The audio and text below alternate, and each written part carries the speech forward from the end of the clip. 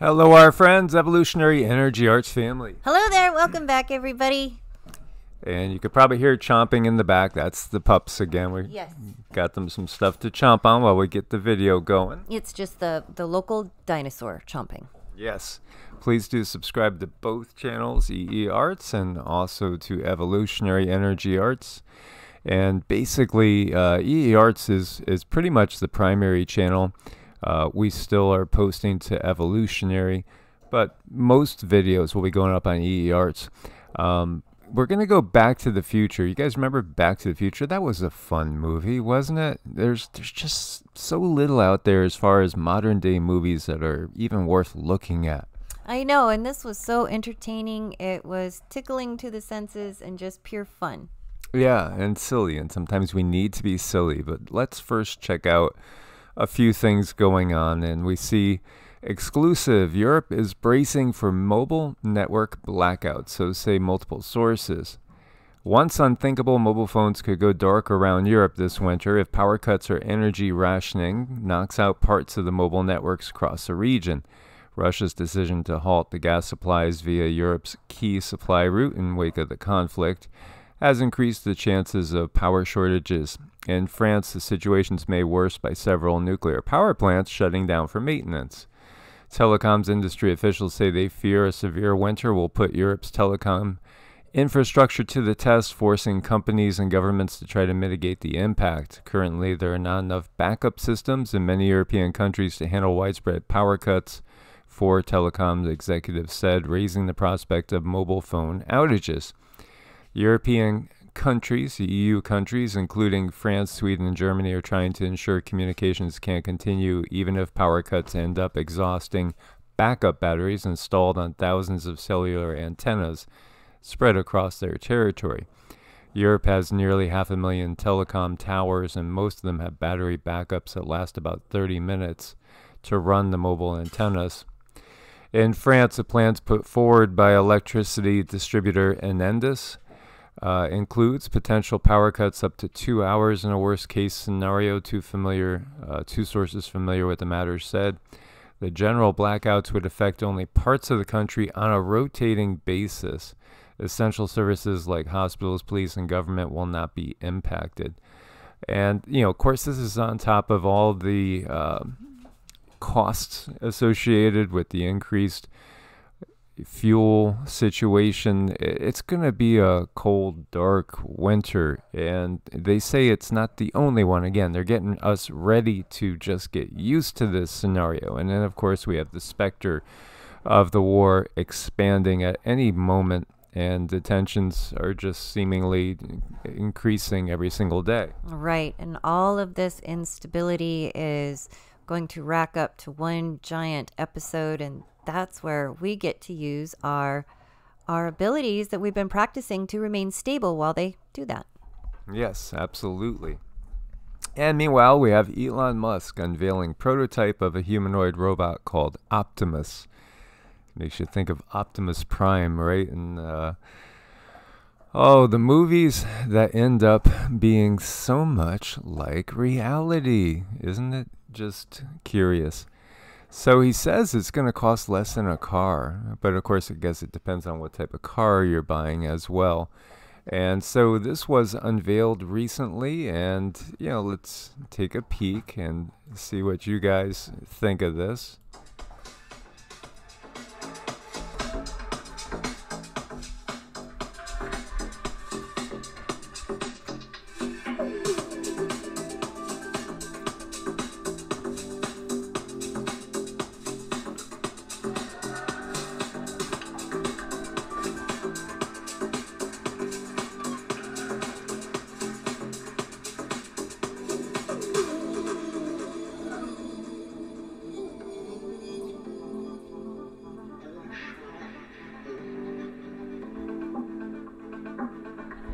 Wave to the nice people. Get the humans to interact with you.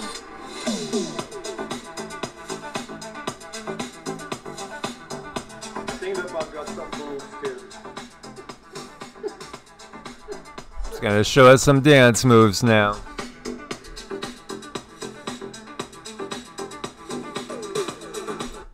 All right, well, maybe that didn't impress you guys, but, there is a lot that goes on, not so much in the public eye, but you can find if you do a little research, such as exoskeletons. And again, if you want to be fascinated for hours, just go to DARPA and start looking at some of the projects that the military is doing. And, here you could see, looks like he's got shiny boots on, or they're starting to cast for, what was that? What was that movie with Dorothy? The Wizard of Oz. Wizard of Oz. Yeah, the Tin Man. No, well, they didn't quite get to finish the outfit there. And as you can see, this is something that's been worked on for decades, really. And these exoskeletons are already in use. Absolutely. And they will make it so that soldiers can carry hundreds of pounds. This is talking about, soldiers being able to jog with 120 pounds of load on them. And having spots to store your weapons, your backup weapons, all your equipment, supplies. Imagine the strength, the added strength with the robotics. We are taking another leap forward in technology. The reality is this technology's always been here. It's always been here. There's just this slow trickle unveil out to the public. And again, you wonder where your tax dollars really, really go. Well, a lot of them go to develop things that might end up used to control the masses. As you look at another exoskeleton that looks pretty ominous. Oh, RoboCop, here we come. Definitely RoboCop, and all of these things just kind of accumulate. And whenever we do see something out in the open, you bet it's been out for many, many years, or at least the ideas have been written somewhere. And then, of course, we've heard of chipping people. And, of course, the WEF has come straight out and said, hey, 2030, I'm going to be talking to the audience. This is Klaus talking. And I'm going to know what they're thinking. I'm going to know what they're feeling, because we all have chips in us. Well, we're not going to have chips in us. And we would never accept it under any circumstance. But ultimately, it's the merger. Again, it's AI and human flesh. Interaction and merger is what they are after. And there's several articles here for you guys that want to go deeper in. And this is saying that DARPA began phase 1 of the exoskeleton program in 2001, so 21 years later. And some of the contractors were Sarcos Research Corporation, University of California, Berkeley, Oak Ridge National Lab. Yeah, again, the money that goes to these type of projects, again, just you could tell where their true interests lie with the billions that are going to Ukraine right now. Now we're going to have so many people in absolute dire circumstances because of Hurricane Ian in Florida and in the Carolinas, many areas. Flooding is just getting started, really, with the river flooding now. It's horrible what we're seeing going on. People that were inland that thought they'd be okay, now they're having to get out of there because the rivers are flooding. And yet billions in military aid going to Ukraine. Billions. Again, half of the discretionary budget is all about creating weapons of war. Why is this? Well, it's because the overlords are basically war-centered, war-centric. And this is really who is in charge of things. These are beings that are all about conquest. Exoskeleton suits, 20 real-life examples. Real life. I mean, they're out there. And in fact, there's the top 10 manufacturers of exoskeleton suits. And some of them you've heard of, like Hyundai Motor Corp, Lockheed Martin. And some you might not have heard of either. I've never heard of Comau. Yeah, I don't know, Kamal. but when I think of these entities, I always think of, their nature, and it's like, it would be really nice if we could think nice things about them. But when we're dealing with nature, our knee-jerk reactions. You can help a scorpion out all you want, but he's still going to sting you. Why? Because it's in his nature. He can't really help it, and that's why we need to shield ourselves from these entities. Yeah, so this one right here, 14 feet tall, can go at 20 miles per hour, powered by a lithium-ion battery. It's called prosthesis. Yeah, that's pretty cool, but also could be pretty scary. Of course, Lockheed Martin has a lot of exoskeletons. Here's actually just one for your thumb to give you added strength in case you want to lift that car up with your thumb. Yeah, being a little facetious. And this one, Skeletonics. Oof, that's kind of creepy. Absolutely. Let's look at this one a little bit more. That just feels creepy, does it not? It's really creepy, and it just makes your skin crawl. And I think that there's some innate information inside of us to give you that warning, that automatic warning. I don't think there's any circumstance where you could look at something like that and feel safe in any way. No, and when you think about it, this one's dubbed the giant exoskeleton suit, and it does make a maybe 6 foot tall person appear to be the size of a giant, and of course would have the strength of a giant. Yeah, that's pretty ominous looking. That definitely feels ominous. And here you see Gundam style, and this is that prosthesis going for a walk. Yeah. So again, this is part of that next step because they know humanity at some point is going to refuse to go along with them. This is their one-upmanship underway, and this is when they roll out the drones and the robotics. And we will get to that point as we've shared. Cindy sees 2025-ish. You will not see any of the leadership of the around the globe really out in public. They won't really be able to, but they will be able to still kind of rule through the use of these type of technologies. And again, this is where we have to, sooner than later, we have to wake everybody up to what's going on. This is their next step. These Boston Dynamics dogs are pretty scary, and Cindy and I did witness 4 of those on a tractor trailer in Vegas when we were leaving Nevada, moving to New Mexico. We saw 4 of these that were bigger than trucks, bigger than like F-350s. They almost felt like they were the size of tanks. They were enormous. And they were right out there for everybody to see. And we were caught in so much traffic hauling the camper. I was still tempted to loop around and see if I could catch up to him. I just couldn't believe my eyes. And check out this guy here. This is another DARPA robot. That's just creepy. And it's mimicking nature, right? It's very, very feline. Here's another. This one kind of feels more like a crab. And this is old. This is from 2012. Talking about these DARPA synthetic robots to become the next generation fighting forces.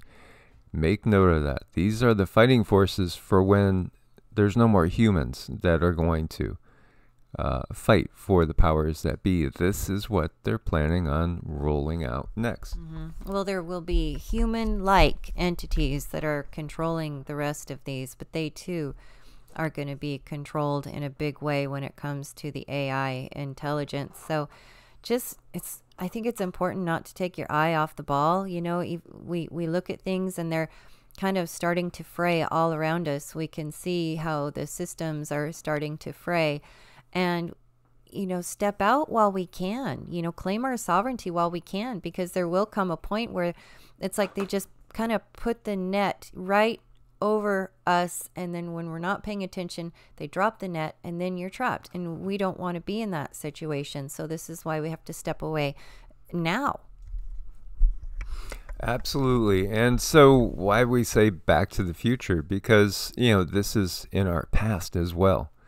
And so when we look to Ecuador and Mesopotamia, Apparently, this bird, both there and here, both places, managed to make a mark, and it was remembered by the local residents, so much so that the detail is almost absolutely exact. They captured the bird in stone, and again, this is a humanoid being with an apparent bird head, and they're both carrying the same man purse. Is that just a coincidence? And again, the pineal cone, well, yeah, I just said it, the pineal cone. Mm-hmm. The pine cone is a reference to the pineal gland, as we know just by looking at the symbology all over the Vatican, as the pineal gland is shaped like a pine cone. And that is the key to discernment. Now, when we look at this one, some of the way it's outlined, it does hit me like, again, it could be exoskeleton as well. Now, a lot of the beings did not want to show themselves in their true form. And so this is why we have a lot of these depictions. Do you know, there is a part of the Bible where it says to you will have no graven images. Now, it's said that you won't have any graven images so that you won't go and worship them, but you'll have no graven images so that you won't be able to show what you're seeing to people that come later and have questions. Mm-hmm. Right. They definitely don't want us to understand our own power and our own innate abilities. So they don't want those graven images being around because that adds energy to certain things that we were doing. So they've just spent an incredible amount of time making sure that we don't expand out and tap to the etheric, the natural, organic, etheric part of things, because there's no stopping us. Once we understand how to do that, you are able to outdo AI. It's like then the roles are reversed. It's like, AI has a knife and we have a gun when it comes to going to these fights. We're the ones who will be on the top. So a lot of effort is spent to keep this information away. Absolutely. So you really have to question it, especially the details that we see with these little man purses. It's like that is some sort of controller for their technology. It's just fascinating. But that's not the only thing that we see that is exactly alike in Ecuador and all the way across in Mesopotamia. Again, if we're talking about Mesopotamia, the Fertile Crescent area, again, remember Babylon the Great. We have Iraq here, and of course we've had wars all through this area. Persia, which is now Iran, and then Turkey is loaded with all sorts of just really anomalous, interesting things, including cave systems that could house hundreds of thousands of people. Very, very fascinating that we would find things over here and then find things all the way over here. And we could expand this and go into Peru here. As far as those birdmen, Ecuador and where we were, the Middle East. Now we go to the skulls that are very, very unusual, that don't have the same number of plates that a Homo sapiens skull. They don't have the same location for the opening for the spinal cord. They are different. There's been DNA tests that come back and say that they're a different species, and then you have the fact checkers coming in and saying, no, that's incorrect. They're the same species. No, they're just putting boards on the head, and that's why. They think it's a beautiful thing. It's a beauty, a mark of beauty, to elongate a skull when an infant's born. No, they're just, again, covering up the tracks of other humanoid beings that have been here the whole time, are still here. Well, it's fascinating to see that we do have hundreds, if not thousands, of these skulls that have been found. And when we look to it, majority of them that we've found have been found, again, in this region, Peru and Ecuador, down towards Bolivia, and then over in the Black Sea area. we find them again. There is a connection again with the Middle East and over into Turkey, in modern day Turkey, and over in this area. But then, as we've said many times, there's legends of the Tuatha De Danann and certain other, well, you could view them as humanoid beings, whether we call them fairy folk, elves, whether we call them gods, that have some sort of technology that seems to be higher than most people going from Europe over this way. And then there's also, we actually have the Sumerian stories, which again talk about, these Anunnaki type beings having other locations around the globe that they go and they visit. Well, we know there's mining operations all throughout South Africa that we can see.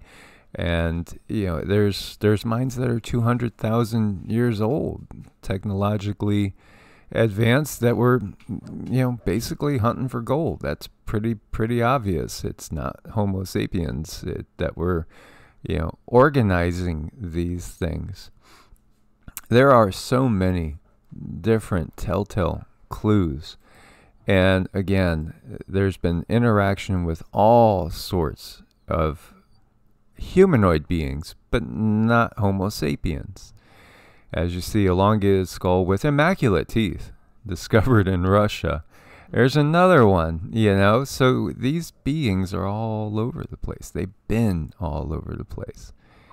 Our history is a total cover-up.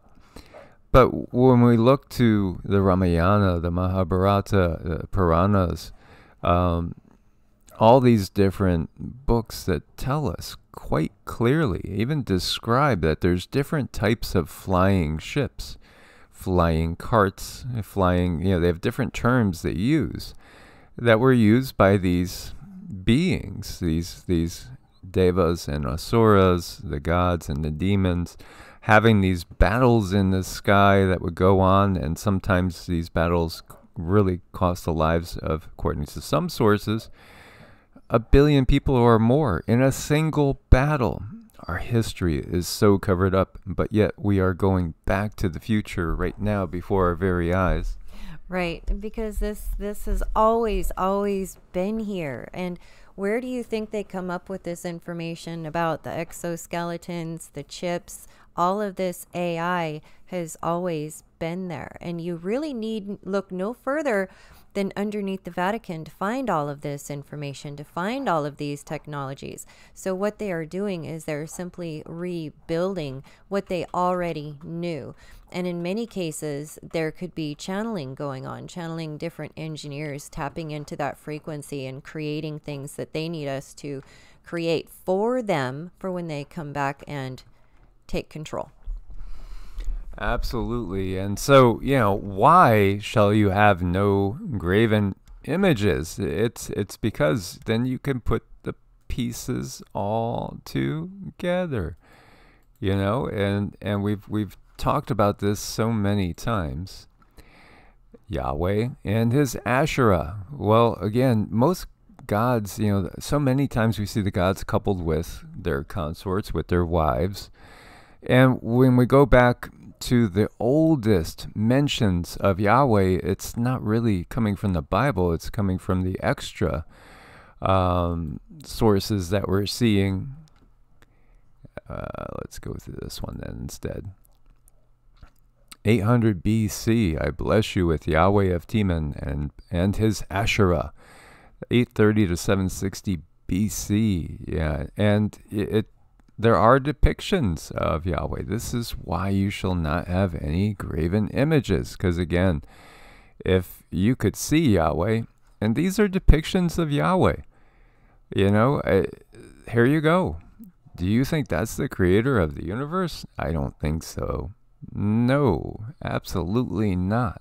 But then again, the original biblical translations, the original Hebrew translations is not Yahweh. That's an insertion that comes later. And again, Jehovah is the Latinization of Yahweh. And so again, this is another distortion of things, absolute distortion, a revisionist history that we see. So, there's reasons why. And there's that one there sitting on a chair. It looks like it's playing a harp.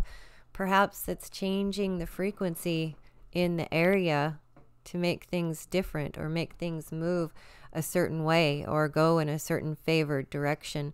They understood all of these things about frequency and vibration and what can be used to assist them in their journey. And this just brought me back to other structures that were built, and knowing that they use frequency and vibration to move a lot of these stones. And I'm sure in many other cases, well, we can see the exoskeletons also give superhuman strength. So again, back to the future, this is nothing new. Absolutely. Can you imagine an army outfitted with exoskeletons trying to build something like the pyramids?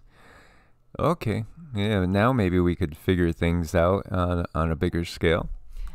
And you have to understand too that the golden age is a different time where they utilize things to enrich humanity, to enrich civilizations, and over time these things fall, just like other things fall in density, and they get used for other not so good purposes. Yes, and not that the pyramids were built by soldiers with exoskeletons. Again, there's different pyramids out there from different time periods. And there are, lumped together ziggurats too, and other structures that might appear to be basically pyramidal, but they're not pyramids. The pyramids of Giza that are so well known, the big three, those are from a golden age, and they have a certain purpose. And again, sound was used to move things. And sound is something that we just don't really understand fully how we could utilize it. But we can utilize it when we do mantras to reprogram our chakras and to basically turn on chakras that have been turned off by the controllers and by their chromosome fusions and DNA revisions that have been ongoing with humanity. Mm-hmm. Right. There is just so much information to really take apart and dissect. It does make it easier when you finally understand and wake up that all the information that we have in front of us is used to kind of control our minds going in a certain direction. So that's why I like to free the mind from these scientific boxes that they put us in, and they spend a lot of time putting us in classes with people to teach us about all of these separate boxes and how only this is possible if you put it in this context. So freeing the mind. I'm talking to a lot of parents who are actually unschooling their children, and I just love that. They are teaching them different things, like how important it is to have a garden, and teaching them all kinds of things that you can do in a garden and grow. I mean, teaching the children medicinal benefits from such a young age. And if you start at that young of an age, could you imagine how knowledgeable this person will be when it comes to nature? And that's really where we're headed now. We're heading toward that more golden area where people are going to be using nature and the intelligence nature has to offer to sustain themselves and their families. Absolutely. So yes, our history is fascinating, and we'll go more into different tangents on this in upcoming videos. As always, guys, thank you so much for your support over on Patreon and on Ko-Fi. There's multiple levels on Patreon to support the channel, and then also on Ko-Fi, where you could do a one-time donation or you could do monthly support as well. Do check out Medicinal Foods. There's a link on every video. Use coupon code EEA. It does give you a discount. Supports the channel too. Stay prepared. Keep putting your positive vibes out there. This is the apocalypse, so everything will be unveiled in time. Much love. God bless, and namaste. Namaste.